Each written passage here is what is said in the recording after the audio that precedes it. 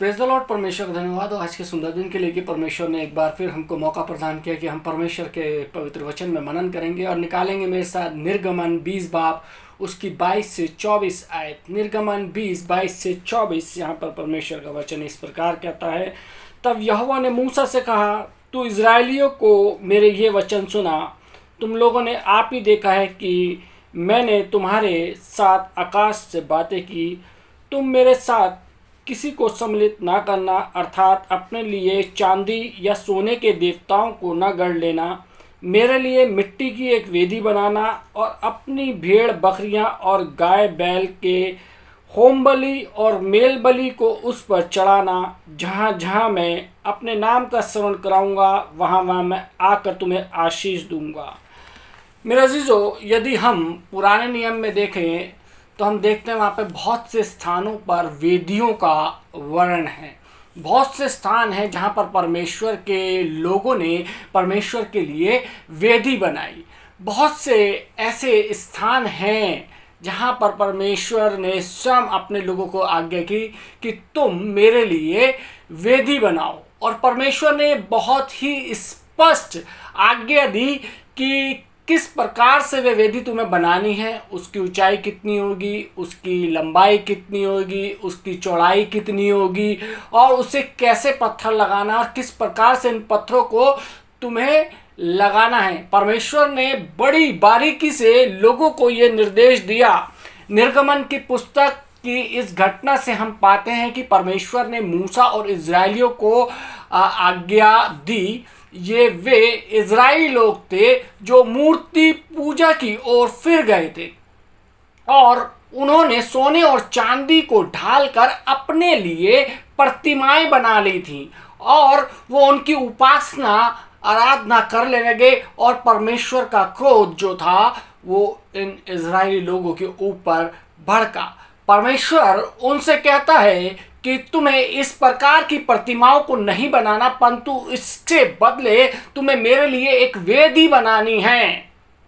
परमेश्वर उन्हें बताता है कि इस वेदी पर तुम बलिदान चढ़ा सकोगे। जब तुम पश्चाताप करोगे तब तुम त्याग करोगे। जब तुम अपना दान परमेश्वर को दोगे तो इस वेदी पर तुम बलिदान चढ़ाओगे। इस वेदी का दूसरा उद्देश्य ये था कि परमेश्वर उनसे कहता था कि जब तुम इस वेदी को देखोगे तो ये वेदी तुम्हें मेरा स्मरण कराएगी, यानी कि तुम्हें मेरी याद दिलाएगी। ये एक जिसे बोलते हैं कि एक दृश्य वस्तु होगी जो परमेश्वर का स्मरण लोगों के बीच में कराएगी। 24वें पद में अंतिम भाग में तीसरी बात ये हम देखते हैं कि परमेश्वर के अनुसार इस वेदी पर उसकी विशेष उपस्थिति होगी। विशेष उपस्थिति भी हुआ करती थी इस वेदी पे। उसके बाद चौथी बात हम पाते हैं कि परमेश्वर कहता है कि यहाँ पर मैं तुम्हें आशीष दूंगा। इस प्रकार की वेदी बलिदान का स्थान होगी, ये मेरे स्मरण का स्थान होगी और मेरी उपस्थिति का स्थान होगी। ये एक ऐसा स्थान होगा जहाँ से मैं तुम्हें आशीष दूंगा। इसके बाद 25वें पद में परमेश्वर कहता है कि तुम इस वेदी को पत्थरों से बनाना। इसके साथ वह एक निर्देश और देता है कि ये पत्थर तराशे हुए नहीं होने चाहिए। इन पत्थरों पर किसी भी प्रकार का औजार नहीं लगा होना चाहिए, क्योंकि अगर औजार लगा दोगे तो वो प्रतिमा बन जाएगी, यानी कि एक मूर्त बन जाएगी। पत्थरों की वेदी बनाना है और औजार नहीं लगाना। यदि हम देखें व्यवस्था विवरण 27 बाब और उसकी 8वीं आयत में यहाँ पे परमेश्वर का वचन कहता है कि और उन पत्थरों पर इस व्यवस्था के सब वचनों को स्पष्ट रीति से लिख देना। यदि हम देखें यहोशू 8 बाब उसकी 30 से 35वीं आयत में भी इस बात का हमारे को वर्ण मिलता है कि यहोशू ने भी एक वेदी बनाई। अब्राहम ने भी परमेश्वर के लिए एक वेदी बनाई। यदि हम वचन में देखें तो पाएंगे कि कम से कम 3 वेदियां इब्राहिम ने परमेश्वर के लिए बनाई। जी हाँ, अब्राहम ने अपने जीवन काल में 3 वेदियां जो है वो परमेश्वर के लिए बनाई। पहली वेदी जो थी वो थी विश्वास की वेदी। यदि हम देखें उत्पत्ति 12 बाब और उसकी 7वीं आयत में पहली वेदी का वर्ण है। यहाँ पर पहली वेदी जो है वो विश्वास की वेदी है। यदि हम देखें उत्पत्ति 12 बाब और उसकी 7वीं आयत में परमेश्वर का वचन कहता है कि तब यहोवा ने अब्राहम को दर्शन देकर कहा, यह देश मैं तेरे वंश को दूंगा। और उसने वहाँ यहोवा के लिए, जिसने उसे दर्शन दिया था, एक वेदी बनाई।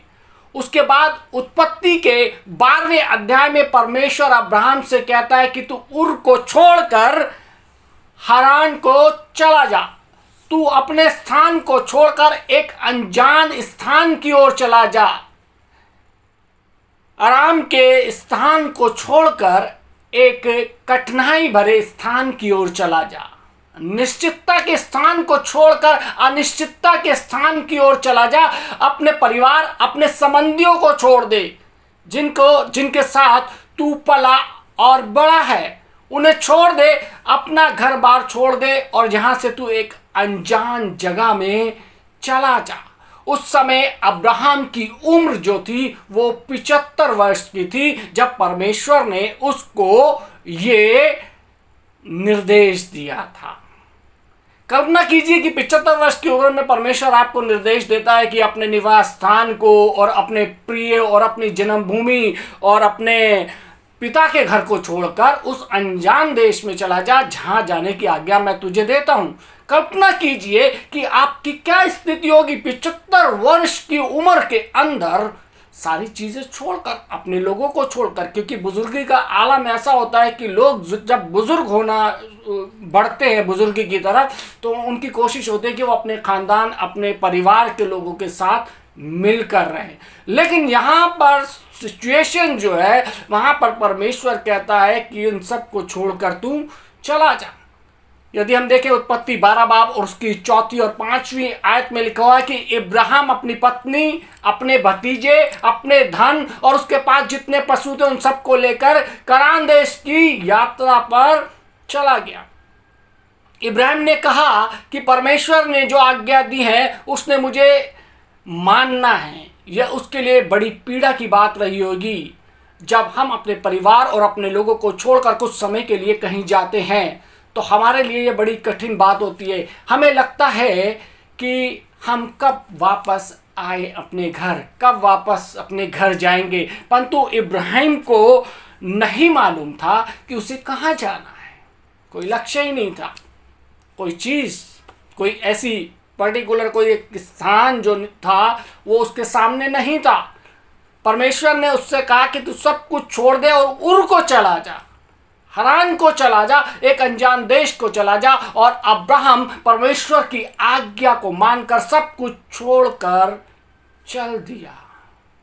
अब्राहम एक विश्वासी और एक आज्ञाकारी पुरुष था।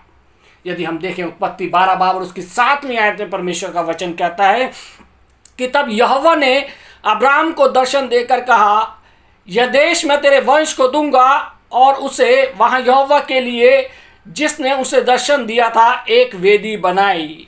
इब्राहिम परमेश्वर के लिए एक वेदी बनाता है, विश्वास की वेदी। अब्राहम परमेश्वर की दृष्टि में विश्वास से योग्य रहा। अक्सर हमारे लिए ये बहुत सरल होता है परमेश्वर से प्रेम करना, परमेश्वर के लिए भेंट देना। जो कुछ हमने कमाया उसमें से कुछ भाग परमेश्वर को देना, ये हो सकता है हमारे लिए प्रार्थना करना भी बहुत सरल बात हो सकता है वचन का पाठन करना हमारे लिए सरल बात रही हो। परंतु परमेश्वर के प्रति, अपने जीवन में उसकी आज्ञाओं के प्रति, उसके निर्देशों के प्रति विश्वास से योग्य रहना एक कठिन काम है। ये एक चुनौती से भरा हुआ काम है। यदि हम देखें नीति वचन 3 बाब उसकी 5वीं और 6वीं आयत में परमेश्वर का वचन कहता है कि तू अपनी समझ का सहारा ना लेना, वन संपूर्ण मन से यहोवा पर भरोसा रखना, उसी को स्मरण करके सब काम करना, तब वह तेरे लिए सीधा मार्ग निकालेगा। हमारे जीवनों की जो होती है वो परख होती है। परमेश्वर के वचन में पुराने नियम से लेकर नए नियम तक यदि हम देखें तो हम पाते हैं कि जो परमेश्वर के लोग थे, जिन्होंने महान काम किए, जो भविष्यवक्ता हुए, जिन्होंने परमेश्वर की योजनाओं को पूरा किया, उन सब के विश्वास की परख हुई।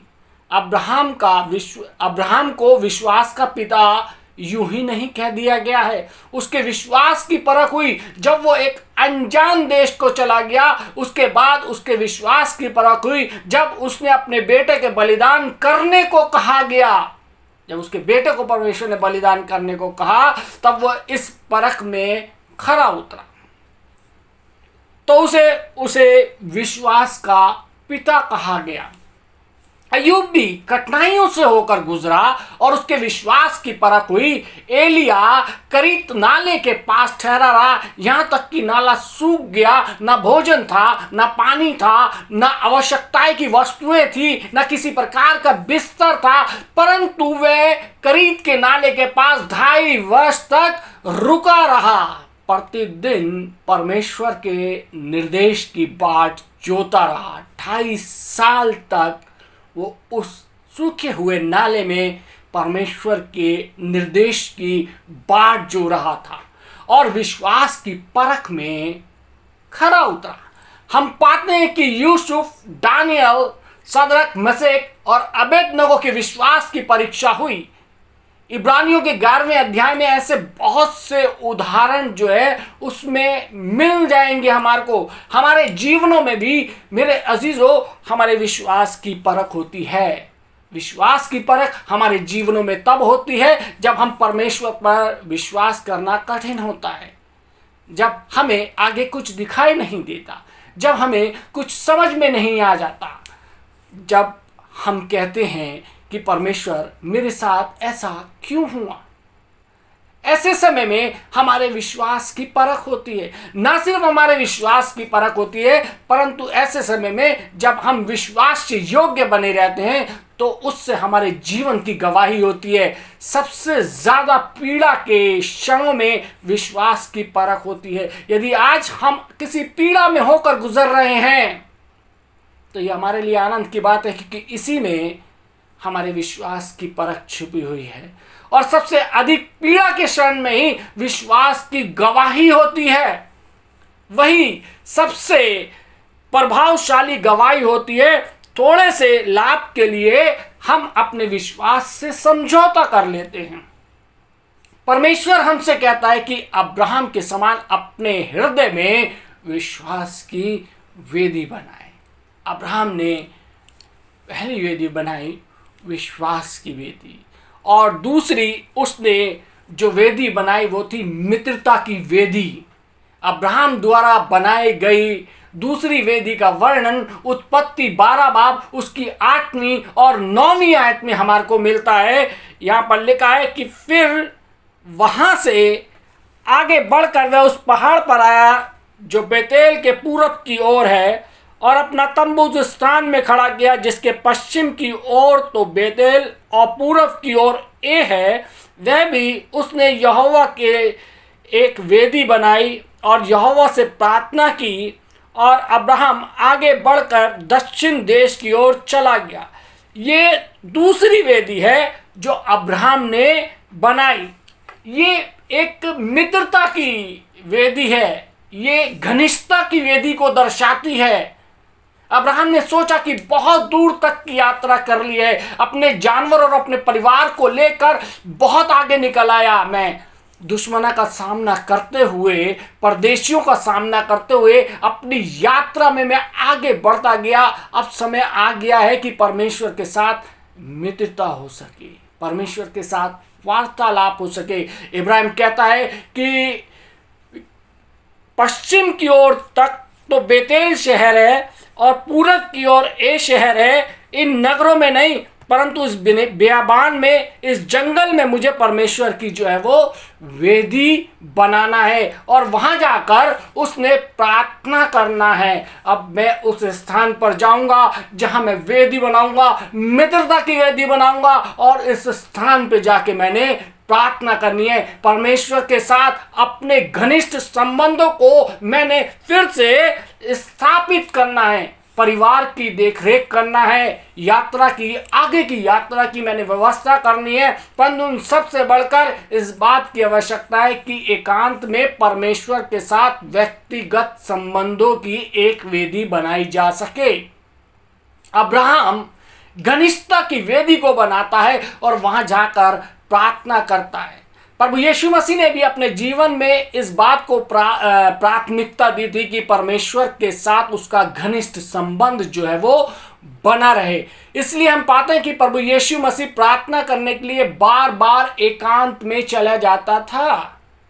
जैतून पर्वत पर प्रार्थना करने के लिए वो चला जाया करता था। दिन निकलने से पहले, उजियाला होने से पहले, उस शांत वातावरण में, उस सुबह के धुंधले में परमेश्वर के साथ घनिष्ठता का अनुभव, अपनेपन का अनुभव, एक पिता और बेटे का अनुभव, दिल से दिल को मिलाने का अनुभव, आत्मा से आत्मा को जोड़ देने का अनुभव जब प्रभु यीशु मसीह को इतनी जरूरत थी, तो सोचो यह हमारे लिए कितनी बड़ी ज़रूरत की बात होगी। आज हम घनिष्ठता की वेदी नहीं बना रहे हैं। आज हमारे जीवनों में घनिष्ठता की वेदी नहीं है। अपने दिनचर्याओं में जो हमारे रोज़मर्रा के जो समय है, हमने ये घनिष्ठता की वेदी बनाई है। क्या आप तैयार हैं कि परमेश्वर, मैं अपने दिन भर के समय में से कम 10 मिनट का समय अपनी आत्मा के लिए निकालूंगा। 1440 मिनट होते हैं एक दिन में, और परमेश्वर यहाँ 10 मिनट का समय आपसे मांगता है। आपके पास 10 मिनट का समय भी नहीं है परमेश्वर को देने के लिए।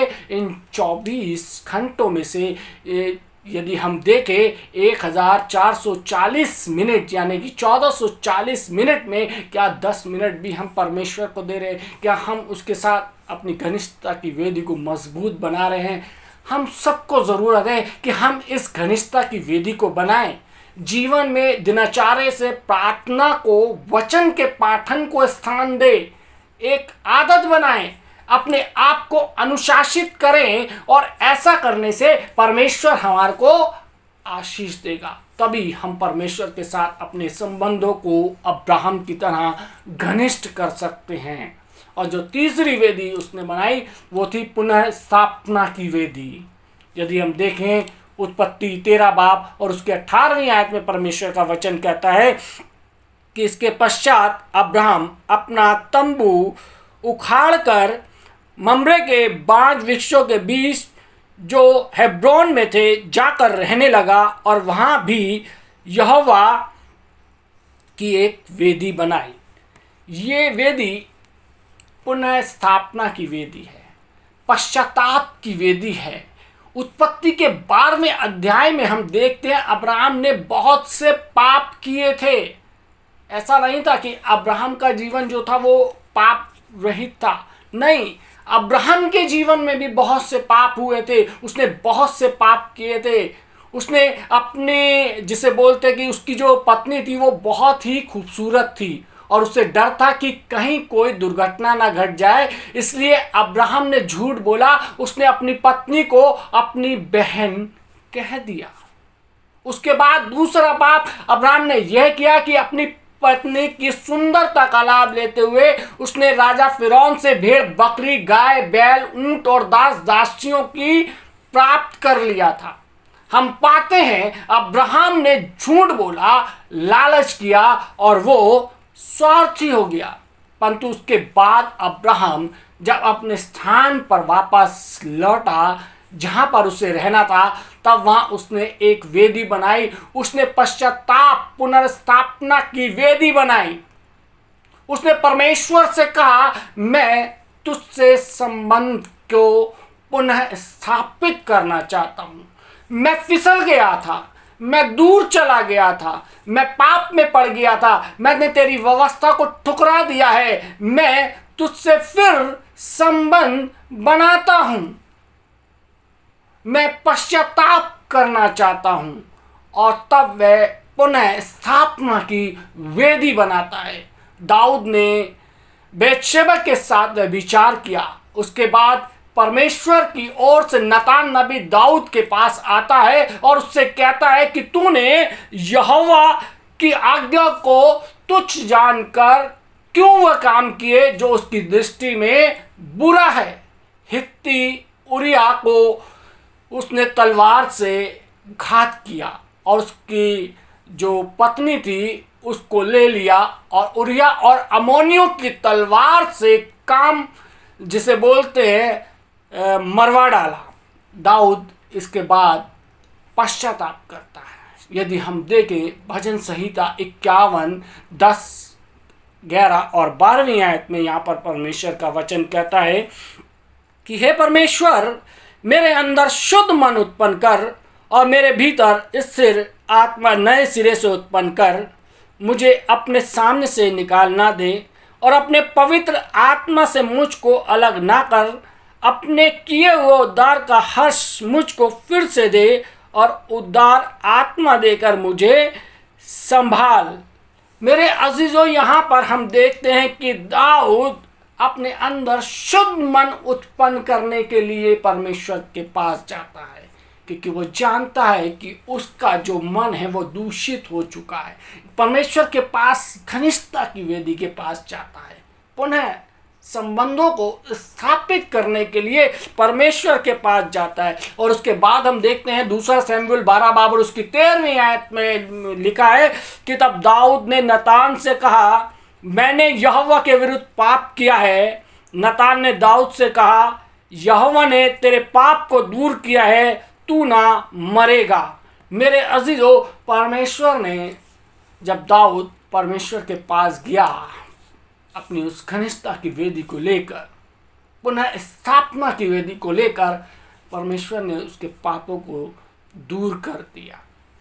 जब योना ने परमेश्वर की आज्ञा को तोड़कर नीनवे के बजाय तर्शीश जाने का निर्णय लिया, समुद्र में तूफान की लहरों के बीच में जब उसे पानी में फेंक दिया गया, जब उसे मगरमच्छ ने निगल लिया, तब वहां उसने प्रार्थना की और उसकी प्रार्थना बहुत विशिष्ट है। यदि हम देखें योना की प्रार्थना जो है वो बहुत विशिष्ट है। उसकी प्रार्थना हमारी प्रार्थनाओं से बहुत भिन्न है। वो यहाँ पर ये प्रार्थना नहीं करता है, परमेश्वर ये तूने मुझे कहाँ डाल दिया, हे परमेश्वर मुझे बचा ले। वो ऐसी प्रार्थना नहीं करता। यदि मैं और आप होते उस समय तो हम परमेश्वर से शायद यही प्रार्थना करते थे। कहता है कि मुझे इस मगरमच्छ के पेट से निकाल, और ऐसी प्रार्थना वो नहीं करता। मैं और आप ऐसी प्रार्थना ज़रूर करते हैं जब हम किसी मुश्किलात में फंस जाते हैं, जब हम अपने जीवन की परेशानी में फंस जाते हैं कि परमेश्वर मुझे निकाल।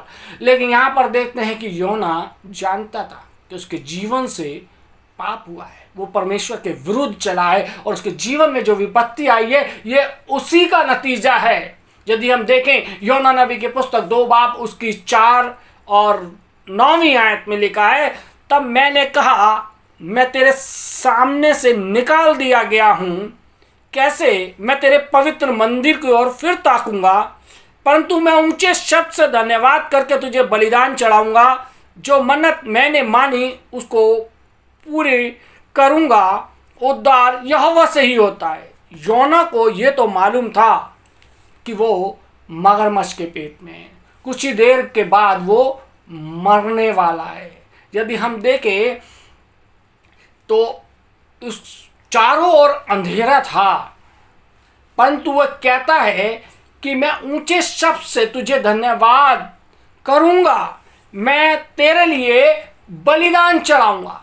योना ने परमेश्वर से अपना संबंध फिर से बना लिया, स्थापित कर लिया, पुनः स्थापित कर लिया। पतरस ने अपना संबंध परमेश्वर से फिर बना लिया। परमेश्वर ने मूसा को जो हत्यारा था क्षमा किया। परमेश्वर ने दाऊद को जो व्यभिचारी था उसे क्षमा किया। परमेश्वर वेश्याओं के लिए कहता है कि तुमसे पहले ये वेश्याएं और महसूल लेने वाले स्वर्ग के राज्य में प्रवेश करेंगे। प्रभु यीशु मसीह वेश्याओं को क्षमा करता है। परमेश्वर चाहता है कि हम उसके पास जाएं और उससे कहें कि मुझे क्षमा कर, मैंने तेरे विरुद्ध में पाप किया है। परमेश्वर चाहता है कि हम पुनर्स्थापना की वेदी अपने दिलों में बनाएं। आज हमें किसी पत्थर की वेदी बनाने की जरूरत नहीं है।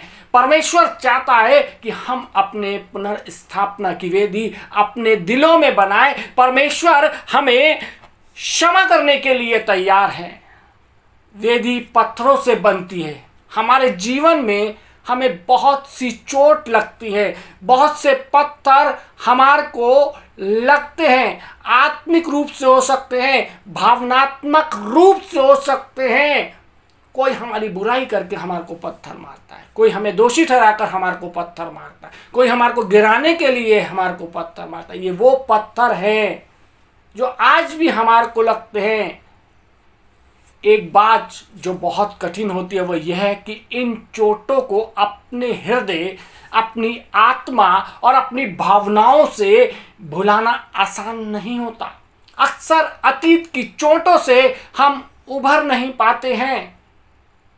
चाहे हम कितना भी परिपक्व मसीही क्यों ना हो, चाहे हम कितने भी विश्वासी क्यों ना हो, जो पत्थर हम पर चलाए गए उन पत्थरों को भूलना आसान नहीं है। हम उन्हीं पत्थरों से पुनः स्थापना की वेदी बनाना होगा। उन्हीं चोटों से हमें पुनः स्थापना की वेदी को बनाना होगा। उसके सामने जाए। परमेश्वर जो चाहता है कि हम उस पर विश्वास करें, हम उन पत्थरों की वेदी परमेश्वर के लिए बनाएं, ताकि वे पत्थर जो हमें लगे वे हमारे लिए परमेश्वर की गवाही बन जाए। वो पत्थर हमारे जीवन के लिए ठोकर का कारण ना हो, बल्कि वो पत्थर जो हमारे को लगे हैं वो परमेश्वर की गवाही का कारण होना चाहिए। मेरे अजीजों, हमारे को भी अपने हृदय में परमेश्वर के लिए पुनः स्थापना की वेदी बनाने की ज़रूरत है। आज हम परमेश्वर से बहुत दूर चले गए हैं। परमेश्वर चाहता है कि हम पुनः स्थापना की वेदी स्थापित करें। परमेश्वर आप सबको आशीष दे। आइए हम दुआ मांगे। महान सामर्थी पिता परमेश्वर, धन्यवाद देते हैं आज के सुंदर वचन के लिए। खुदा परमेश्वर, आपने हमको सिखाया कि किस प्रकार से हमें पुनः स्थापना की वेदी तेरे साथ बनानी है। परमेश्वर, चाहे हमारे जीवनों में किसी भी प्रकार की चोट लगी हो परमेश्वर, चाहे हम दुखी हों या किसी भी परिस्थितियों का सामना कर रहे हो परमेश्वर, आए खुदा परमेश्वर हम खुदा पहला स्थान तुझको देने वाले हो सके। आज जितने लोगों ने परमेश्वर ये वचन सुना है परमेश्वर, इनके जीवनों पे खुदा तेरा अनुग्रह, तेरी आशीष चाहते हैं परमेश्वर। हमारे हृदय से तमाम वो नफरत, तमाम वो हिंसा और खुदा तमाम वो चीज़ें दूर होने पाए परमेश्वर, जो हमारे को तेरे से संबंध स्थापित करने के लिए खुदावन दूर ले जाती है। वो सारी चीज़ों को खुदावन तो हमारे जीवन से दूर करके खुदावन हम तेरे नज़दीक आ सके, हम पुनः स्थापना की वेदी को बना सके। हमारे जीवनों पे, हमारे परिवारों पे, हमारे घरों पे खुदा तेरी आशीष हो। यीशु मसीह के नाम से आमीन।